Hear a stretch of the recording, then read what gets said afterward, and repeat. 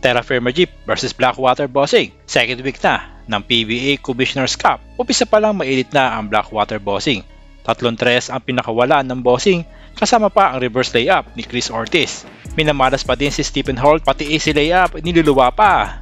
Maaga tuloy na pa-time out si Coach Cardell.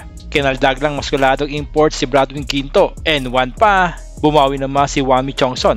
Lamang na ang Terra Firma, 18-15. Fast break layup naman ang Blackwater. Troy Rosario to Chris Ortiz para sa isang monster slam.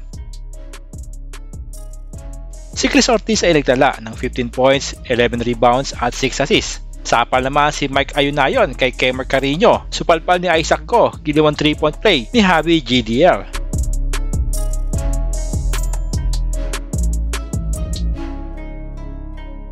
Nadali din ni Carino si Troy, sapal harap-harapan.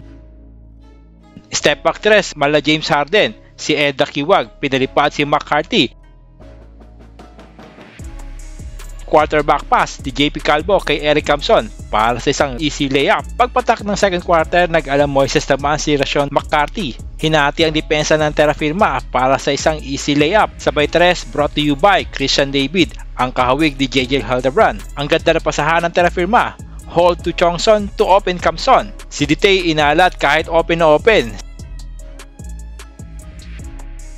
Sinampal na lang tuloy ang sarili, pampagising. Si Holt bumawi naman sa kanyang kamalasan. Ayaw ng easy layup, gusto yung binabali ang tira. Still sabay dumadagundong na fast break ang ginawa ni Ditay. Eurostep, iwan si Rosario. Si Kemer Carino naman tinapos ang first half sa isang buzzer beater. Pwedeng-pwede na ito sa gilas basta maging consistent lang. And ang first half, 50-40 lamang ang Terra Firma. Pagdating ng third quarter, si Ray Suerte pinatikim kay Holt ang kamalasan. N1 play ang pambungad. Inulit pa ang isang N1 kay Edda Kiwag para patunayang hindi swerte ang kanyang opensa. Naalangan naman si Chris Ortiz kay Carino. Mintis ang dunk. Fast break tuloy ang Terra Firma. Sabay dunk ni Thomas Ditay sa kabila. Taktak naman ang sinukli ni Christian David mula sa pasa ni Rosario matapos mag-turnover ang Terra Firma. Si Ray Suerte nagpatuloy pa rin ang kaswertehan.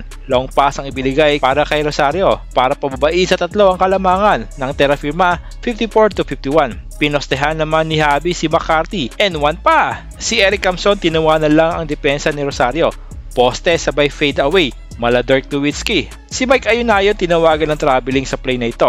Challenge ni Coach Jeffrey Carriazo. Successful ang hatol. Fast break naman sabay 3 ni Jello Alolino mula sa turnover ni Ayunayon upang tapusin ang third quarter. 69-64, lamang pa rin ang Jeep. Pagdating ng fourth quarter, sinimula ng Terra Firma ang ratsyada.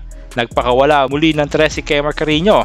Swabing-swabe kahit nag-hesitate pa ng bahagya. Si Kemer Carino ay nagtala ng almost double-double na may 10 points at 9 rebounds kasama pa ang 3 blocks ngayong gabi. Sapal naman si Ditay kay Ortiz. Pero nakabawi naman siya mula sa pasa ni Holt. 4.4 seconds sa shot clock, akala ng lahat ititira na ni Carino ang bola. Sabay pasa pala sa nabiglang si Javi. Buti na lang maswerte ang kanyang paboarding. 17 points at 5 rebounds ang in-score ni Javi Gomez de Leano ngayong gabi. Consistent siya sa kanyang opensa sa kanilang unang dalawang laro. Si Wami Chongson kumamada na naman. Isang one-hand mid-range jumper ang pinakawalan. May kasama pang foul mula kay Suerte. Sinubukan ni Tyrus Hill na ibaba ang kalamangan sa 11. Pero si Ditay nagpakawala ng isang pandiin.